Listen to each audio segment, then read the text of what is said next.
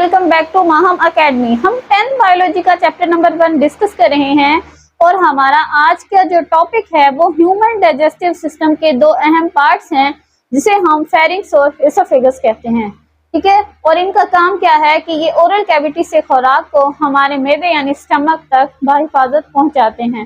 तो लेक्चर को स्टार्ट करने से पहले अगर आपने मेरे चैनल को सब्सक्राइब नहीं किया तो चैनल को सब्सक्राइब करें और बेल आइकन को प्रेस कर दें ताकि आने वाली वीडियोस का नोटिफिकेशन बर वक्त आप तक पहुंचता रहे। तो हम स्टार्ट करते हैं लेक्चर को।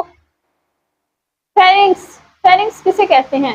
बेसिकली फेरिंक्स जो होती है वो हलक को कहते हैं, उर्दू में हम इसे हलक बोलते हैं। ठीक है, ये कहाँ पे प्रेजेंट है? ओरल कैविटी के बाद ये फेरिंक्स मौजूद होती है।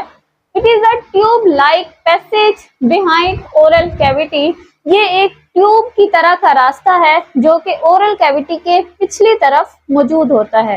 ठीक है, यानी इसका स्ट्रक्चर कैसा है? एक ट्यूब की तरह का स्ट्रक्चर है।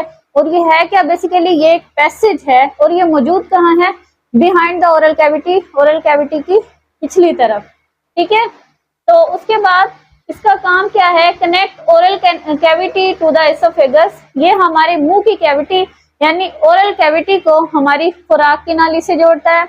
उसके अलावा इसका एक और काम है, connect nasal cavity to the trachea, और हमारे नाक की कैविटी यानी ट्रैकिया को हमारे सांस की नाली यानी नेजल कैविटी से जोड़ता है। ठीक है, इसके दो काम है।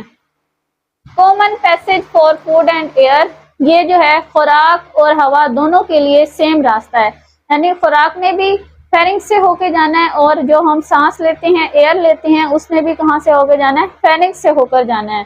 ठीक है, यानी ये सेम ही रास्ता है दोनों के लिए। तो ये हम पहले ही पढ़ चुके हैं कि नेजल कैविटी को किससे जोड़ देता है? सांस की नाली से यानी ट्रैकिया से। और इसी तरह ओरल कैविटी को ये किससे जोड़ता है? खुराक की नाली यानी एसोफेगस से जोड़ देता है। तो इस वजह से ये कॉमन पैसेज है। उसके अलावा हम एक और चीज डिस्कस करते हैं, chemical digestion continuous here. Pharynx के अंदर जो एक शॉर्ट ट्यूब लाइक स्ट्रक्चर है, ठीक है, इसके अंदर जो है केमिकल डाइजेशन हो रही होती है पहले से, जो कि ओरल कैविटी में हो रही थी सलाइवरी अमाइलेज की वजह से। सलाइवा के अंदर मौजूद सलाइवरी अमाइलेज की वजह से जो ओरल कैविटी में डाइजेशन हो रही थी, ठीक है, वो ही डाइजेशन यहाँ पर भी कंटिन्यू रहती है फेरिंक्स के अंदर। ठीक है, epiglottis prevents food from entering trachea. अभी हमने पढ़ा है कि जो है ना फेरिंक्स, वो खुराक और हवा दोनों के लिए सेम रास्ता है। इसलिए जब खुराक जाने लगती है तो एपिग्लॉटिस क्या करता है? सांस की नाली यानी ट्रैकिया को बंद कर देता है ताकि खुराक जो है वो सांस की नाली में ना जा सके, बल्कि कहाँ जाए? एसोफेगस यानी खुराक की नाली में चली जाए।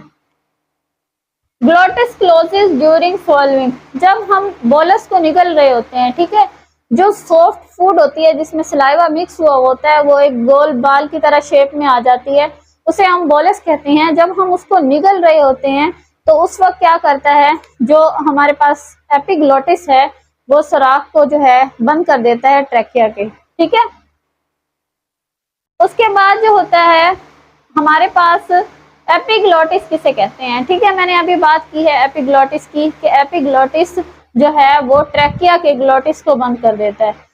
तो हम देखते हैं कि एपिग्लॉटिस क्या होता है। ये इलास्टिक कार्टिलेज है, एक लचकदार कार्टिलेज है। ठीक है, इलास्टिक होता है, इसकी नेचर है। Cover glottis during swallowing. जब हम खुराक को निगल रहे होते हैं तो ये ग्लॉटिस के ऊपर आ जाता है, कवर कर लेता है उसको। ठीक है, अब ये ग्लॉटिस क्या चीज है?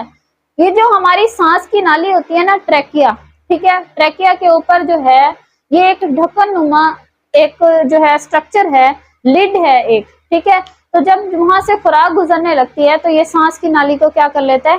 कवर कर लेता है। Direct food into the oesophagus, और जो है खुराक को जो है एसोफेगस में भेज देता है। ठीक है, तो इसकी कंसेप्ट की समझ आई कि ग्लॉटिस क्या है? ये ट्रैकिया की ओपनिंग है। ठीक है, ट्रैकिया के ऊपर मौजूद एक ओपनिंग होती है।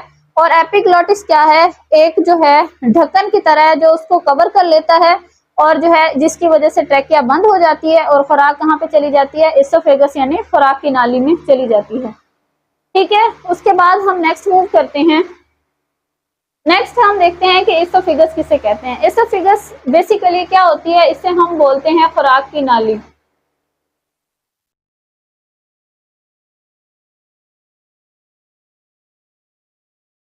एसोफेगस क्या है? खुराक की नाली है। मस्कुलर ट्यूब है। मस्कुलर ट्यूब से क्या मुराद है कि इसके अंदर मसल्स प्रेजेंट होते हैं और इसकी लेंथ कितनी है? 25 सेंटीमीटर अबाउट जो है ये अबाउट 25 सेंटीमीटर लॉन्ग होती है। इसकी लंबाई इतनी होती है। इसका एसोफेगस का काम क्या है? ये कनेक्ट करती है फेरिंक्स को स्टमक के साथ, यानी जो हमारा हलक है उसको हमारे मैदे के साथ जोड़ने का काम किसका है? एसोफेगस का है। ठीक है, खुराक की नाली क्या करती है? हमारे हलक को हमारे मैदे के साथ जोड़ देती है। ठीक है, मूव्स फूड बाय पेरिस्टालसिस। इसके अंदर क्या होता है? पेरिस्टालसिस के जरिए ये खुराक को मैदे की तरफ धकेल रही होती है। ठीक है, मैदे की तरफ लेकर जा रही होती है। एंड्स एट स्टमक, जैसे स्टमक आता है तो हमारी जो एसोफेगस यानी खुराक की नाली है वो वहां पे आके खत्म हो जाती है। तो अभी हमने जो है एक पॉइंट पढ़ा है यहाँ पर पेरिस्टालसिस, कि पेरिस्टालसिस क्या होती है। ठीक है, तो पेरिस्टालसिस क्या है? Wave like muscular contractions. वो कहते हैं कि जो है एसोफेगस जो है उसकी दीवारों के अंदर कुछ मसल्स प्रेजेंट होते हैं जो कि कॉन्ट्रैक्ट करते हैं। उनकी कॉन्ट्रैक्शंस की वजह से जो है उसके अंदर उस दीवार के अंदर सिकुड़ाव और फैलाव पैदा होता है और एक वेव की तरह एक लहरदार जो है स्ट्रक्चर बनता है, जिसकी वजह से फूड आगे की तरफ एसोफेगस में मूव कर रही होती है। तो पुश फूड टुवर्ड्स स्टमक, ये क्या करती है? फूड को स्टमक की तरफ पुश करने लग जाती है और ये एक इनवॉलंटरी मूवमेंट है, यानी वॉलंटरी नहीं है, हम जो है इरादा करके नहीं करते बल्कि ये खुद ब खुद हो रहा होता है, ये खुद ब खुद होने वाला अमल है। ठीक है, तो ये था आज का हमारा लेक्चर जिसमें हमने पढ़ा कि जो है खुराक जब ओरल कैविटी से बोलस की फॉर्म में आती है तो वो कहाँ पे आती है? वो एक शॉर्ट ट्यूब में आती है जिसे हम फेरिंक्स यानी हलक कहते हैं। ठीक है, जो फेरिंक्स है ये कॉमन पैसेज है एयर और फूड दोनों के लिए। और फिर हमने पढ़ा कि एपिग्लॉटिस और ग्लॉटिस का क्या रोल है। ग्लॉटिस जो है वो ट्रैकिया के मुंह पर मौजूद एक सुराख होता है और एपिग्लॉटिस क्या होता है?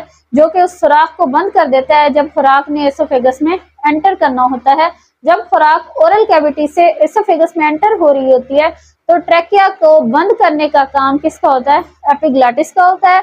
उसके बाद हमने पढ़ा कि एसोफेगस क्या होती है। एसोफेगस के बारे में पढ़ा कि एसोफेगस एक खुराक की नाली है जो आपके फूड को किसके पास लेके जा रही है? स्टमक के पास लेके जा रही है।